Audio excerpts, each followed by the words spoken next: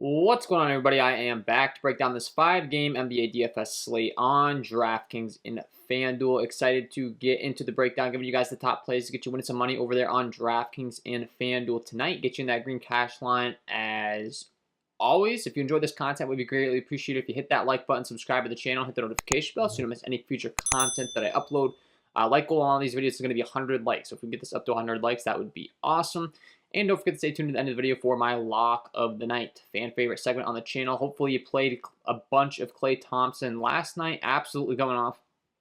Putting up 60 DraftKings points. I know he was even cheaper over there on FanDuel as well at a 6K price tag. So if you played Klay Thompson last night, I have a feeling you were very happy with that. I know he didn't have the highest of ownership either. So great lock of the night last night. Looking forward to keeping it rolling today. And if you are getting very serious about NBA DFS, I would highly recommend my NBA DFS premium content packages. You can get that link below in the description. I will be having MLB coming up as well, but I do offer a DraftKings FanDuel NBA package, PrizePicks NBA package, NBA combo package. If you are getting serious about MLB DFS, I am rolling out a Principles of MLB DFS Masterclass. That'll be starting on April 1st. It'll be 5 live interactive courses taught by me, myself, and I, where you can ask me questions. We'll go over my entire process. That's won me thousands of dollars and won me over $100,000 last MLB DFS season. So check that out if you're interested. Without further ado, let's talk about it. Let's get into the slate. We're going to go game by game on DraftKings, get an overall feel for the slate, and then we'll switch on over to FanDuel, talk about some pricing discrepancies, all that fun stuff. So first game on the slate, as far as this one, we got Philadelphia taking on Orlando. It comes in with a 223.5 over-under. It's a 12-point spread in favor of the Philadelphia 76ers, so there is definitely some blowout concern here. The Orlando Magic, one of the worst teams in the league. Good news is they're one of the worst teams defensively. So Joel Embiid, James Harden really in fantastic spots here if you want to pay up for them. The only thing that's keeping them from reaching their ceilings in this one is indeed a blowout. But both going to be phenomenal options if the game can stay close. Obviously, that's the big question. Can the game stay close? We don't know. But if it does, these guys, there's a high chance that these guys have some massive ceiling games. And if you're really looking to play one of them, I think the obvious solution to that is running it back with the two candidates on the Orlando side that are most likely to have the biggest games, and that's Cole Anthony and Wendell Carter Jr. I mean, the top pay-up options for good reason, though. They play the most minutes, they get the most amount of usage, and then you can even blend in a third guy on Orlando like a Franz Wagner, especially if Mo Bamba or Jalen Suggs is out. Then it's going to become a lot more interesting. Robin Lopez and Mo Wagner could become value plays if there is no Mo Bamba, so certainly keep your eyes on that. And then if we're dealing with no Jalen Suggs, that's going to be even more minutes for an RJ Hampton, a Markelle Fultz, a Gary Harris. So those guys would all get a bump up in projection as well. So we'll have to keep our eyes out for that. Secondary option, I mean, Tyrese Maxey and Tobias Harris look pretty good. It's just their usage is really taking a big hit with there being James Harden in the equation now. So Tobias Harris at 6'9", looks like one of the top plays on the slate in my projection model. Got him projected to play 36 minutes, 0.99 DraftKings points per minute. Does look really, really good. He gets a little bit of a revenge narrative taken on his former Orlando squad, so if you want to go to him, I don't blame you. Franz Wagner, Cole Anthony do look pretty good in my projection model as well right now, so those guys we just discussed, they look like pretty great plays at their price tags for upside. Indiana taking on Atlanta is the next game on the slate. Comes in right now with a 237 over-under. It's a 12-point spread in favor of Atlanta. Two of the fastest-paced teams in the league, so this should be a fun one. On the Indiana side, they continue to be without Malcolm Brogdon in this one. So that is obviously a big piece of news and is going to make Mr. Halliburton, Buddy Hield look a lot better. Halliburton and Hield are both going to have very big ceilings in this game. High total, high minutes, high usage. So I certainly like going to those guys. And then all the other Indiana guys that are seeing bumps up. Jalen Smith at 5'8", played 24 minutes last time out. Not the biggest minute upside, but he is good on a permanent basis. And that game did turn to a blowout. And then you're looking at O'Shea Brissett, Chris Duarte, Isaiah Jackson as well. The bigs seem to be the biggest risks almost. It's like a Duarte, Buddy Hield, and Tyrese Halliburton are my favorite three options. So I would kind of stick with those guys. I do think Duarte looks really good. Played 34 minutes last time. If that's going to continue to be the rotation, that's a great price tag to be targeting for him. And he's going to grade out as a fantastic play for me. I do like Jalen Smith as well. Got him projected to play 27 minutes, like I just said. Isaiah Jackson looks pretty decent. Chris Duarte, though, looks really, really great in my projection model right now. A 237 over-under. It's a 4,800 price tag, putting up 0.85 DraftKings points per minute on the season.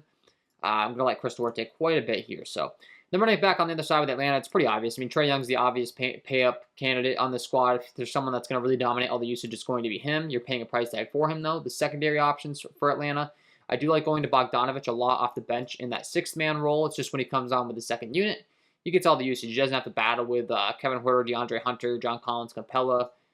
John Collins is obviously the second main candidate to have a big upside game, but he's still listed as questionable. Sprained finger, it's a new injury, so he might not even play. If he's out, we could be taking a harder look to a Clint Capella than we were. But for me, really, the guys that are going to be interesting are the secondary high minute options, and that's going to be Kevin Huerter, DeAndre Hunter, and Dylan Gallinari. So those three guys at 4.6, 4.5, and just in this mid 4K range are really, really cheap for guys that play the amount of minutes they do in this kind of a game environment. So taking a lot of risks on those guys in my tournament lineups does make a bunch of sense to me. And certainly would want to be loading up on them, especially if there's no John Collins. So keep your eyes on that news. Memphis taking on the Oklahoma City Thunder as far as a total in this one comes in with a 229.5 over under. It's a 13.5 point spread in favor of Memphis. So another game where we're dealing with a blowout, another game where we're dealing with a bad team, another game where if you're playing someone on the Memphis side, I would recommend running it back with the high usage guys on the Oklahoma City side, most notably Shai Gilgeous-Alexander.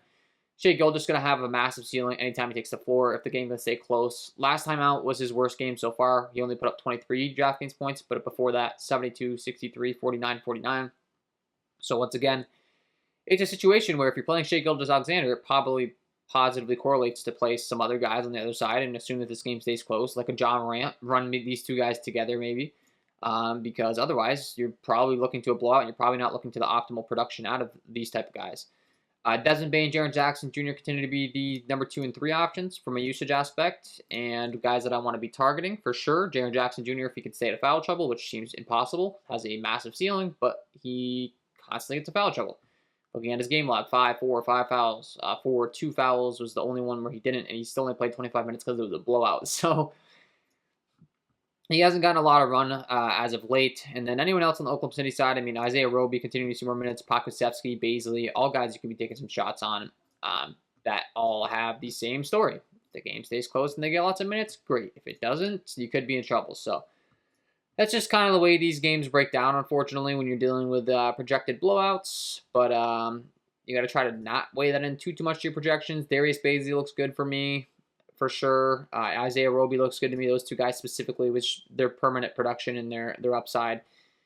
And yeah, man, that's kind of where I'd be looking to in this one. Next game, we got Houston taking on the New Orleans Pelicans. It's going to be another great game environment here with a total of a 231.5 over under. It's a 6.5 point spread in favor of the New Orleans Pels. Still dealing with some injuries with there being no Brandon Ingram, no CJ McCollum. Obviously, that is very relevant news. Going to give a lot more usage to other guys. I mean, unless CJ McCollum is magically moved back into the rotation, but I don't think that's going to happen. And obviously, that's going to make Jonas Valanciunas become a much better high usage guy. They're taking on the Houston Rockets, which is one of the best teams, if not the best team to target in the league. Look at my defensive half-court and putback tool. They are dead last in defense. 30th overall in points per possession rank, 29th in half-court points per play rank, 24th in offensive rebounding percentage, and 26th in half-court percentage of play ranks, as well as 23rd in putbacks. So they allow a lot of points, a lot of putbacks. Fantastic spot for Jonas Valanciunas. Going to like him a lot. Ain't going to like anyone else that's going to play a lot of minutes in this game. Devontae Graham at 6'1", looks really good. Last time I played 34 minutes, he put up 40.5 DraftKings points. You know, really good stuff. Herbert Jones is always going to be an interesting option when he plays a lot of minutes. I expect him to continue to do so in this spot with the Pels dealing with this amount of injuries. Jackson Hayes at 4'7" looks pretty good for his permanent production on this season. I've got him projected to play right around 30 minutes. He played 35 last time. If that's the case again, his upside is a lot higher than 24 DraftKings points when he plays 35 minutes. I can tell you that much. He puts up 0.95 DraftKings points per minute. Najee Marshall at only a 4.6 price tag looks pretty intriguing as well. So all the starters, 29 minutes last time out, 35 DraftKings points. I mean, Jose Alvarado off the bench for the New Orleans Pels looks pretty interesting as well. But all these guys look really good. Devontae Graham, like I just talked about. All the starters that are going to play massive minutes. So Devontae Graham, Herbert Jones, Najee Marshall, Jackson Hayes, Jonas Valanciunas. The guys at the bench, not too intrigued. I would say Alvarado's my favorite of the bunch, just based on his price tag and his upside. He does put up a lot of minutes, fantasy points on a permanent basis, but the rotation was really tight. So looking to play those guys that are playing the most minutes. And then running back on the other side with Houston, it's pretty simple. I say it every time with Houston, but it's Kevin Porter Jr., it's Christian Wood for me that are number 1 and number 2. It's not really even close. They're priced up, but for good reason. And Christian Wood's going to be a phenomenal play at only 7.9. Guy has 50, 60 plus DraftKings point upside every time he takes the floor. Going to definitely like him. If you're going to some secondary options, though, we have starting to see a lot more Jalen Green, KJ Martin as of late. So don't hate going to those guys. Jalen Green stepped it up. KJ Martin has looked really good as of late. But just keep in mind that we're dealing with some injuries. And if some guys start to come back, like we are seeing now with Christian Wood, that could change. I mean, Sagan's probably, not going to see as many minutes, or he's definitely not going to see as many as he was. So just keep that in mind. And then Jayshawn Tate being back, KJ Martin, the same thing. So we're going to be pivoting off those guys, going back to a Tate, going back to a Porter, going back to a Wood. But I really just like to stick with the top two options for the most part. But I do blend those other guys into my lineups just because of the price range they're in and the upside they can supply. LA Lakers taking on the Phoenix Suns. Last game on the slate comes in with a 230 over-under. It's an 8.5-point spread in favor of the Phoenix Suns. So expected to stay somewhat close here. LeBron James is listed as questionable. It's a 119.25 implied team total for the Phoenix Suns.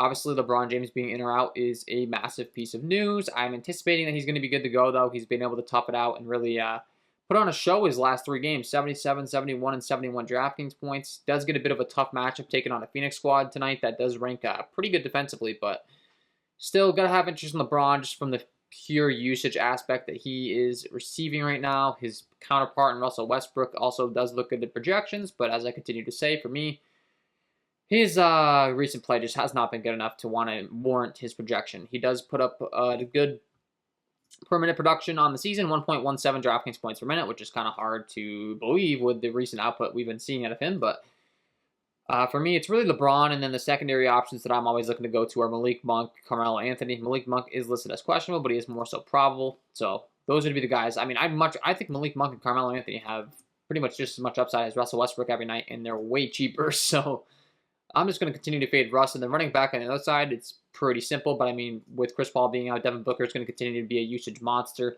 Going to have a lot more assist upside than we're used to seeing out of him. Scoring upside may take a hit, but there's always still going to be games where he drops 30 plus, 40 plus, and he still gets the assist upside. So it's worth the risk in tournaments. Campaign, DeAndre Ayton, Mikal Bridges, the other guys that are logging massive minutes, all kind of priced in this mid range, but all I would say respectively priced for the upside that they provide you, as long as there continues to be no Cam Johnson. When Cam Johnson gets back in the equation, then obviously it's going to become an issue targeting all of these guys. But until he's out, Jay Crowder as well. The minutes are just solidified. We don't have to worry about Cam Johnson cutting into these guys' minutes. And I like rotating through them. Don't play too many of them in one lineup. If you're playing multiple lineups, favorite options got to be Devin Booker and DeAndre Ayton. Campaign not too far behind, though. Campaign's been really, really good. So yeah, that is my overall breakdown for this 5-game slate. Of course, we're going to talk about FanDuel as well. Just look at some pricing discrepancies. We kind of just got an overall feel for the slate, but there always is going to be some pricing differences. So let me just pull it up as far as what I'm looking to right now. Jackson Hayes, we talked about him at 4,200. Looks really good over here on FanDuel as one of the top plays. Like I said, he played 30-plus minutes. He puts up 0.98 FanDuel points per minute. He really had an underwhelming game and a great matchup against Charlotte after playing 34 minutes, to be honest. And I would anticipate him to be able to easily put up 40-plus if he's able to get that kind of minutes again. So I do like him quite a bit. Same can be said for Herbert Jones at 4-4. So those Pelicans guys we talked about, they just continue to be shorthanded. These guys are going to play lots of minutes. Really just cheap on FanDuel, man. That's a really cheap price tag. That looks intriguing. So looks good there. Cole Anthony continues to be very cheap over here on FanDuel. They just refuse to price him up. He's only 5'8". I know he's been really inconsistent, but the guy literally has 50-plus FanDuel point upside. So for me, I'm going to continue to play him, even though this game might turn into a blowout. He's just really, really cheap. They're making it easy on you. DeAndre Ayton, I do like quite a bit at his 7K price tag now. With there being no Chris Paul, like I said, he is the secondary option to Devin Booker. He gets a great matchup taking on a LA Lakers squad that's been really bad defensively all season long. So at 7K, he's looking pretty good. Joel Embiid is a pay-up option at 10.7. Looks really good against Orlando. You only get to play one center over here on FanDuel, so loading up on him makes a ton of sense. Obviously, I mean, all these Pels guys we talked about are going to be looking good, but Trae Young in a really fast up-tempo game environment at a 9.9 price tag looks like a pretty great play here. Halliburton at 8.9 in a fast up-tempo game, obviously going to be one of the top priorities on the slate for us. I do think Devontae Graham at 5.7 once again, getting the start, looking very friendly over here on FanDuel. So a lot of the stuff we talked about over there. Franz Wagner, especially if there is no Suggs for the Magic, so keep your eyes on that news. Kevin Huerter, Gallinari, all those guys, if there's no John Collins, become really intriguing plays. Chris Duarte at 4.8, once again, really, really great play for the amount of minutes he's getting, just a cheap price tag. So a lot of the stuff we went over. Christian Wood does have power forward eligibility over here as well, which is nice if you were looking to play him. And yeah, like I said, I just feel like it's a lot of stuff we talked about. JV, Joel Embiid, Ayton, the cheaper guys at the center position, and maybe Robin Lopez, if we do get that Orlando news, could become an interesting play at minimum salary. But other than that, guys, yeah, that is my overall breakdown. Before I let you guys go, of course, as always, got to give you my lock of the night. Quick reminder, if you are getting very serious about NBA DFS or MLB DFS, check out my Patreon packages. And if you haven't signed up for PrizePicks, they are the sponsor of the program. I've given out daily PrizePicks content. Sign up over here. It's a player props website where you win money off picking the overs and unders on things like players' points, assists, rebounds, points, rebounds, assists. Use the promo code KJK DFS to receive an instant match deposit up to $100 today. Again, that's code KJK DFS. Get that free money. Start winning some money over here on PrizePicks with that offer, guys. And got to give you my lock of the night. So let's get into it.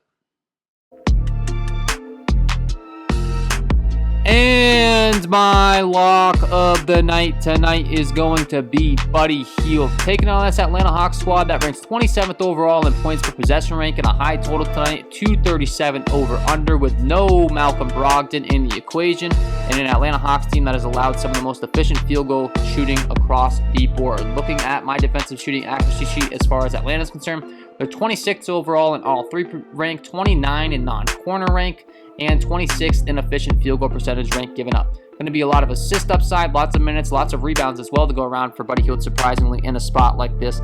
Get him in your lineups because he is my lock of the night. So there we go, guys. Buddy Hield, get him in your lineups, and that is all from me in this one. If you did enjoy the content, it would be greatly appreciated if you hit that like button, subscribe to the channel, hit the notification bell so you don't miss any future content that I upload. Wishing you all the best of luck tonight, and we will see you in the next one.